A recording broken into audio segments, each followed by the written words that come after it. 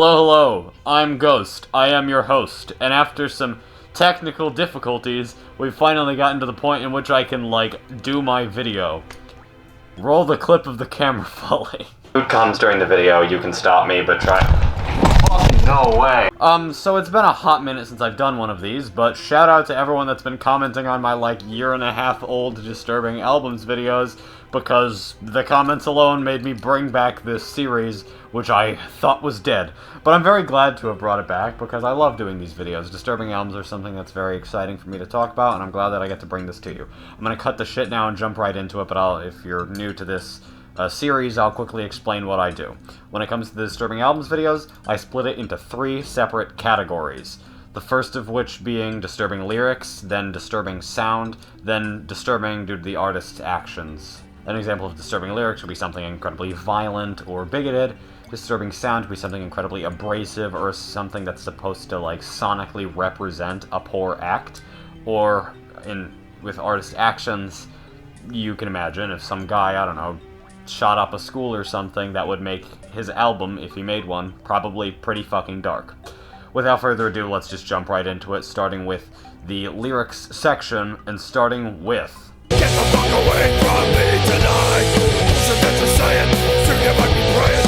I don't know you nothing, no way you die. Road Killer by the Murder Junkies. The Murder Junkies, if you're unaware, was G.G. Allen's band. One of them, at least. And I could do a G.G. Allen segment for this video for either disturbing lyrics or disturbing actions. He has a song called Expose Yourself to Kids, for fuck's sake, but I'm actually talking about the band after G.G. Allen's heroin overdose. It stayed together with his brother Merle Allen pioneering the project and replacing G.G. and doing his own kind of punk rock group that's honestly quite different from when G.G. was in the band, with the one consistency being that the lyrics are just as vile as ever. I'm a big fan of these albums. I know that they're kind of controversial, not just because they're fucked up, but because they're kind of crappy in a lot of ways. But because of the raw DIY charm of it and how graphic and stupid the albums are, I fucking love the Murder Junkies, and Road Killer is one of the better albums that they've released post-Gigi's death of the 3 albums that they have released. It was also the first, I believe. Road Killer has lyrics about pretty much anything. A lot of really misogynistic lyrics, and a lot of lyrics about just horrible violence. Sometimes you combine the two together to get stuff about, I don't know, killing whores and things like that. Once a Whore is actually, I think, the biggest song off the album, and it's a pretty good song if you can get past how vile and stupid the lyrics are. Let's give you an example of lyrics from this album. These are lyrics from Once a Whore, which is far from the worst song on the album, but quite literally the only one you can find lyrics for online. Come home from work, she wants to fight, she's been drinking all day and night, breaking my balls, slapping me around, shut the fuck up, I'll knock your ass out. Creep behind her as she starts to weep. Well, I don't care, I just worked all week. 3 years and 30 pounds, sucks a lot of cock, help your lazy ass, go get yourself a job. Once a whore, always a whore. I want to hurt you, I want to kill you. And it says that a lot. Again, not the worst lyrics. For reference, there is a song, the closing track I believe, is titled Piss Drinking Jew. So you can imagine what the other songs kind of are lyrically, but that's the only one I could immediately get you the lyrics for, so sorry about that, but check out the album. Pretty neat listen. Definitely some unique and hateful lyrics, for sure.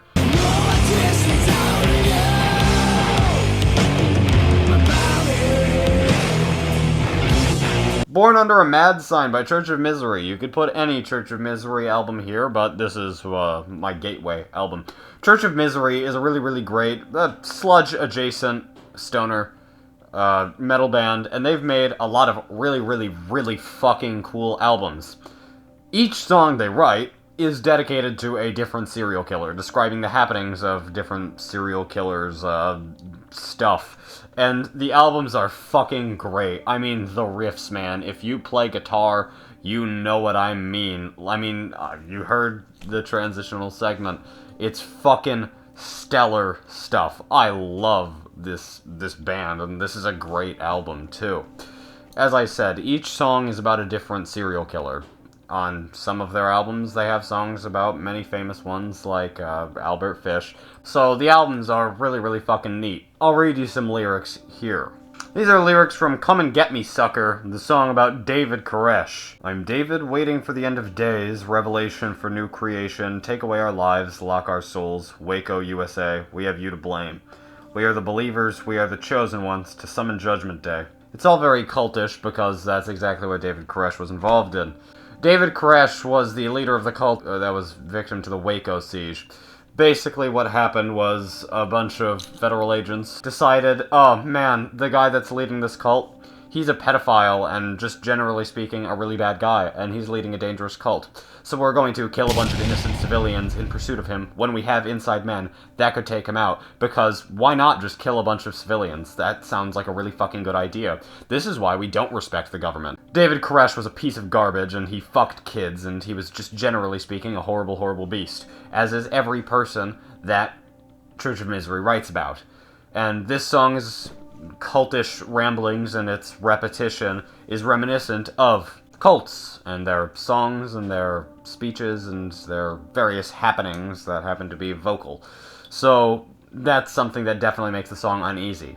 Other songs are more graphically violent, but generally speaking, they successfully portray different aspects of various killers and criminals through their music, and as a result, I think that their stuff is really, really interesting. They're not the only bands to have done that each song is about a different killer. I believe Dahmer, as a band, did that too, but Church of Misery is some really good stuff, so definitely worth checking out. I wish I'd never been born. My birth was a mistake. So stick a vacuum in my fetal legs. I got my prenatal brains. Okay, Go Hang music, right? Folk punk of the most edgy classification. He got some TikTok and Instagram notoriety for his song I Fucking Hate People, which is a mess of edgelord bullshittery. But I'm actually quite a big fan of the group, because a lot, well, of the guy's music, sometimes done with the group, because the guy has put out some really, really solid shit, if you ignore the song I Fucking Hate People. Some of his albums are not particularly good, but this album, let's see if I can pronounce it here, Unglahugagd, Volume 1, is some seriously good shit. And while it does have I Fucking Hate People on it, which apparently, according to him, he wrote while playing Castle Crashers, if that interests you, it also has some other songs, notably Quran Quran. Let's read some lyrics. I don't know, man. I'm with the terrorists on this one. You really fucked with me, now I'm your enemy till I'm tits up. So if you kill a cop, or kill a fed, or kill a politician, I'll send you a free t-shirt, I'll come visit you in prison. For real, it's the DA putting fentanyl in all the drugs, cause they lost the war to those criminal fucking thugs. It's the CIA pimping out little kids for sex. They jerk off to the vids, then send them to the feds and the ATF.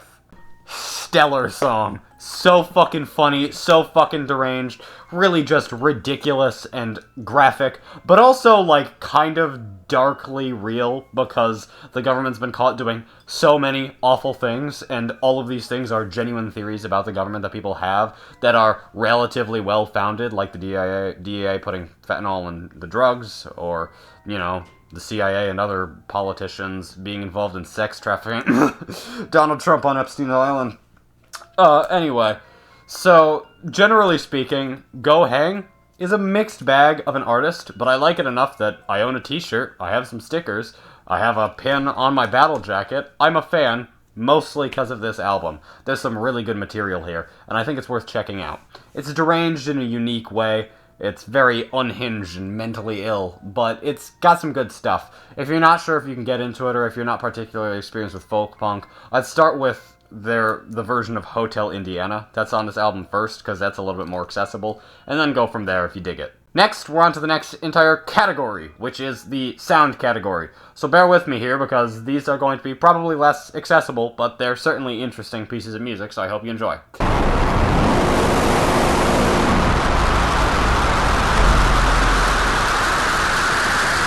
Savage Inequalities by Brethren. You can put this in a lot of different categories, but its abrasive-ass power electronic sound made me qualify it into the sound category.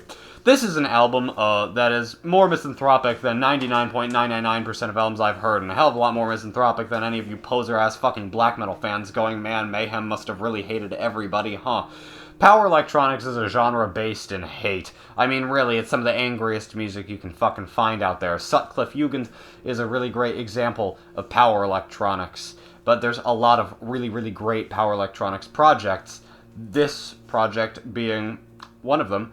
Brethren, with his album, debut album actually, Savage Inequalities, calls for the genocide of women and children. It talks about slavery. It talks about how gay people deserve nothing and that they're all infected with AIDS and should die. Mind you, this is all the opinions of the album, or at least the things being expressed in the album. None of these albums are reflective of my own opinions, and I need to clarify that for two reasons. One, I don't want people being angry at me for saying these things. Two, because I don't want YouTube to TOS me or something. This is all the albums, not me. Also, I don't want to be misconstrued and thought that I am a bigot or a piece of shit. This album is fucking hate at its most overt. It's also not that great. I like power electronics, but if you're gonna listen to it, listen to Sutcliffe Jugend or something. Jugend? Whatever. Listen to that project or a slew of other better projects, like even White House, which I've talked about previously, has better stuff than this. Brethren's Savage Inequalities isn't necessarily a terrible example of power electronics. Again, it's certainly got the anger that characterizes the genre, but it's not the best either. It's certainly a flawed release, that's undeniable. There's a lot about it that just makes it rough, and it's just lacking a certain refinement that I hope to have when I'm listening to these types of things, which I know is kind of funny sounding when I'm talking about power electronics, which is a noise genre, but it just lacks a little something.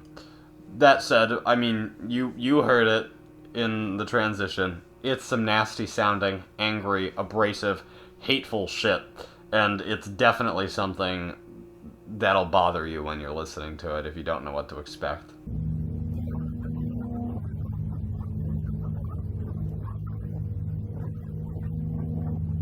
Else Are You There by Bull of Heaven. Bull of Heaven, you might know because they have that one album that's like a year long and has like a 300-hour upload on YouTube or something. It's literally impossible to listen to in full.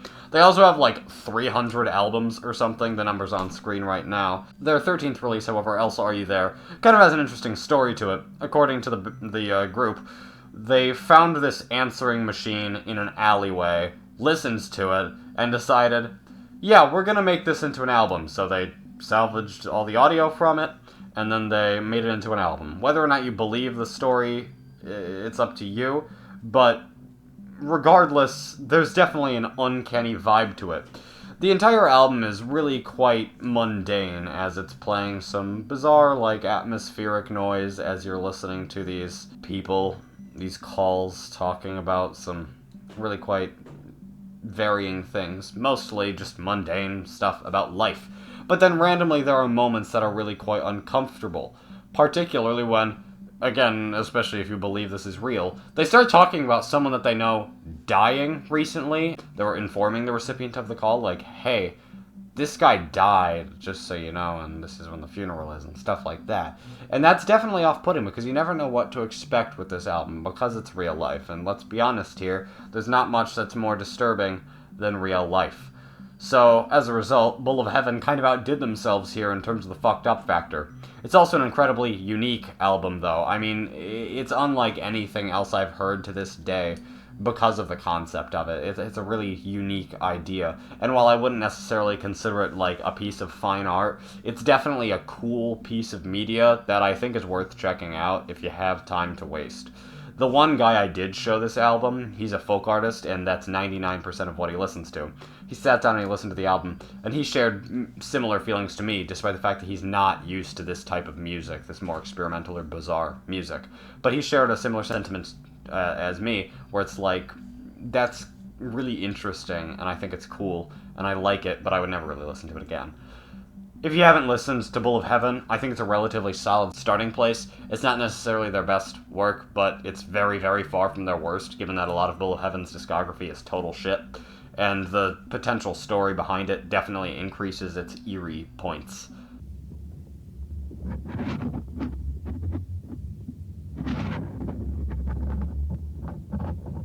Pleasure Escape by John Duncan. Oh boy, am I thrilled to bring this to you. You may have heard of this one, you may have not. But oh boy, am I thrilled to bring this one to you. This album is really quite straightforward. It's supposedly an audio recording of the guy, John Duncan, fucking a corpse. He also talks about fucking a corpse a little bit. Is it real? Almost definitely not. Unless you think that fucking a corpse sounds like...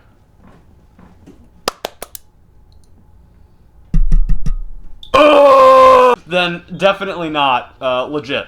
But the idea that it could be makes this album simultaneously incredibly fucking disturbing, but also the funniest shit ever. Because this album is just stupid as hell. First of all, you're creating audio documentation, supposedly, of you committing a legitimate crime. But also, if this is what corpse fucking sounds like, what the hell, man? I didn't know that there was so many beep, beep, beep, boop. Because he clearly edits his corpse fucking audio to be all weird and experimental and noisy and all this shit. And I'm just sitting there like, I don't know what the fuck this art is trying to bring to me. I don't know what idea it's supposed to be putting in my head. I don't know what picture it's trying to paint. But this entire thing is really dumb. And it's kinda neat, but it's really fucking dumb. It's like a 2 out of 10. It's not the worst thing I've ever listened to. I've listened to much worse, unlike what some of the people that have reviewed this album on Rate Your Music say. But it's a really, really dumb piece of media. And also, quick side note, don't fuck corpses. This guy almost definitely didn't. But if you listen to this shit, and you're like, maybe I should go stick my dick in a corpse, or I don't know, ride some corpse's dick or something, I'm gender inclusive. Maybe don't, because you're not supposed to have sex with corpses for a whole slew of reasons, and if John Duncan really did it, then, you know, he's a real fucking asshole, and I'm not gonna call for violence against him, but if it wasn't against YouTube TOS, who knows what I would say. On to the next category now. We are on to the final of the 3 categories, artist actions. Things these artists did were just too fucked up, and, well, that makes listening to their music all the more interesting. But fucked up.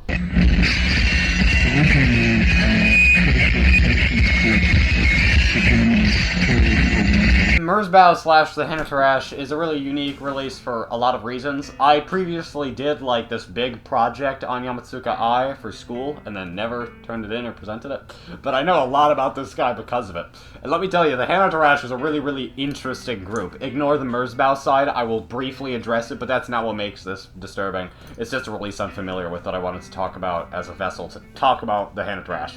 If you're unaware, the Hanatarash is a noise group from Japan, and it goes to show that when it comes to extreme music, Japan just does it fucking better, because their live shows, ridiculous. They drove an excavator through the fucking wall of a venue during a show. Way to end a show with a fucking bang. That's never not gonna be fucking ridiculous. I mean, I'm showing you pictures right here. Look at this shit. Legit. That's fucking crazy. No other band would do that shit. In order to see these guys live, you had to sign a waiver saying like, hey, I'm not gonna be pissed off if I get really fucked up. They'd throw panes of glass into the audience. They'd cut a dead cat in half on stage. Hell, they hospitalized, one of the members, I think it was Yamatsuka Ai himself, hospitalized himself on stage because he like tied a spinning saw blade to his waist and was like dancing and spinning around, and then it cut into his leg and fucked him up really bad. What a fucking cool live show.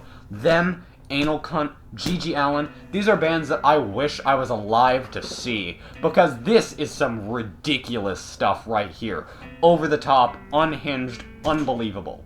In terms of the quality of the music itself, it's pretty solid noise stuff. What's interesting about this release in particular, part of why I chose it, is because it's actually not known if it's a collaboration with Merzbow or not. We know that this is a project that was released on a compilation, and it may or may not be worked on between the two, but it's not actually confirmed. There's kind of a lot of mystery surrounding it, so if anyone's looking for a cool internet mystery to dig into, not that it's based in the internet, but that's where the searches are, totally check it out, because I'd personally love to know, but I also am too shit at this type of thing to figure out any real answers. It's a cool release, it's on YouTube, it's worth checking out. It was lost for a good long while, and I think that It's a solid example of noise music. But the Hanatarash is a band that I really have a lot of respect for. They're just incredibly interesting, and for that, I wanted to talk about them, and I'm glad that I got to right here. Kids at school, I'm in a bloody pool. Rock the 40 Ounce by Leftover Crack. Some solid fucking crack rock steady. Crack rock steady is a genre basically pioneered by this dude, SZA. His first band, Choking Victim, created the genre as well as the name of the genre with their song and EP, Crack Rock Steady. I've listened to every release that Choking Victim has put out, and there's a lot of really good music. 500 Channels is peak music, but Leftover Crack is a band that overall I prefer. I think that Leftover Crack has a lot of really great material. Nazi White Trash, Rock the 40 Ounce, and many others. One Dead Cop is probably my favorite song by them. They have done all sorts of shocking things with their music. One of their albums, Fuck World Trade, has a picture of 9/11 on it. It's also titled Fuck World Trade, and they're a New York City punk band, so you know that's fucking stirring up some crazy shit. But unfortunately for fans of the band, SZA may or may not be a terrible person. Now, everything should be taken with a grain of salt, because it is all accusations, and we don't necessarily have legitimate proof. But Days and Days, a folk punk group, the girl from it, she briefly dated SZA, the vocalist of Leftover Crack. Later on, after they broke up, said like, hey, this guy's abusive as fuck, he's a drugged up lunatic, and he was physically abusive toward me, and I can't use my hands well anymore. He seriously injured them. Now, the defense, I watched an interview with one of the members of Leftover Crack who was kind of dating SZA, I think, and is also from Reagan Youth, said that, A, when she searched the apartment, there was schizophrenia medications of hers, so she's mentally ill, and also that she has publicly documented examples of carpal tunnel, so it's most likely, according to this woman, that the accuser is not legitimate and that SZA is innocent. Whether you believe that or not, I'll leave that up to you. It's still worth talking about because SZA is a genuine drug addict, like hard drugs, so realistically him being an abusive piece of shit would not be surprising, because a guy that does crack, a guy that is in a band called Leftover Crack, some ex-homeless drug addict, lunatic punk rocker, if he ended up being abusive, I don't think anyone would be surprised. And by many, many accounts, he's a self-absorbed asshole. So even if he's not abusive, he's certainly not someone that you'd necessarily want to spend a good long evening hanging out with. Fun fact, but here at the My Pet Ghost YouTube channel, if you're an abuser of women or people in general, or you like abuse, then I stand against you, and I wish you only the worst, and you're a fucking piece of shit. So go fuck yourself, SZA, most likely. But you can keep making music, because it's pretty gnarly.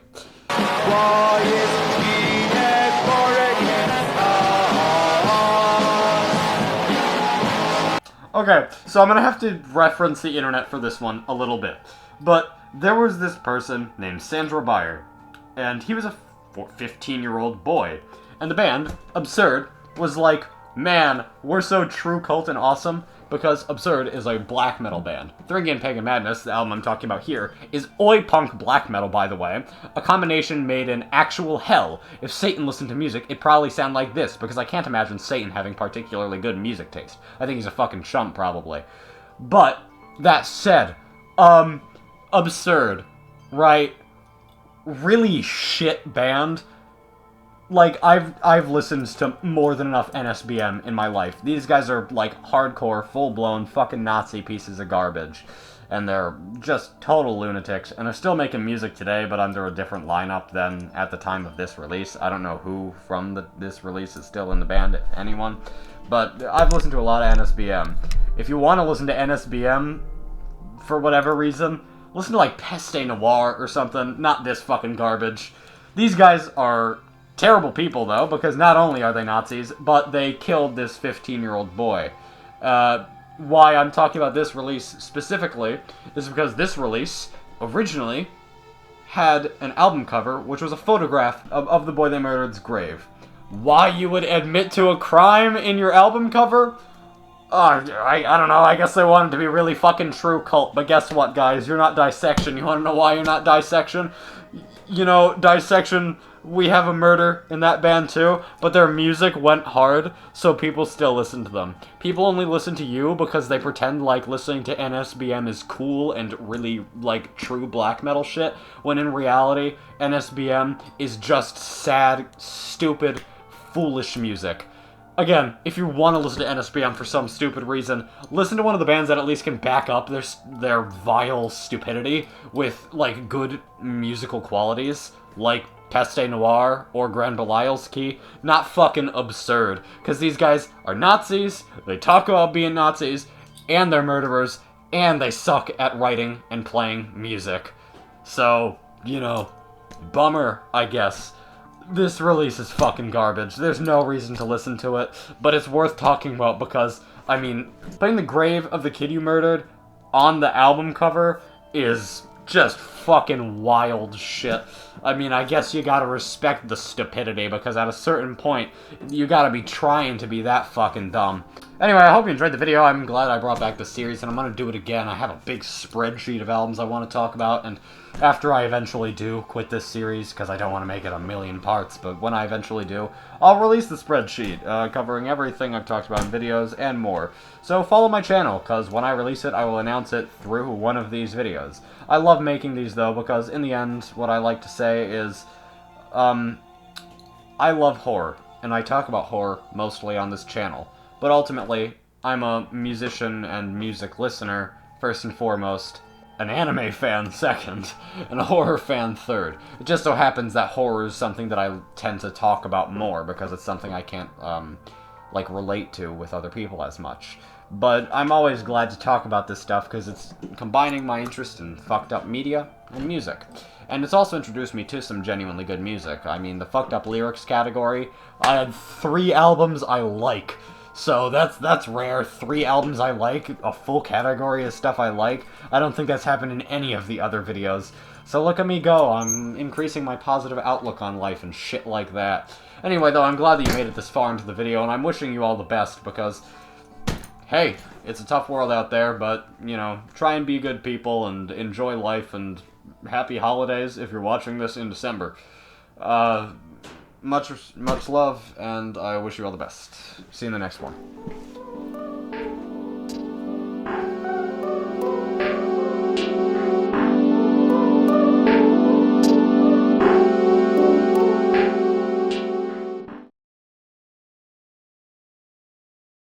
Everyone suffers.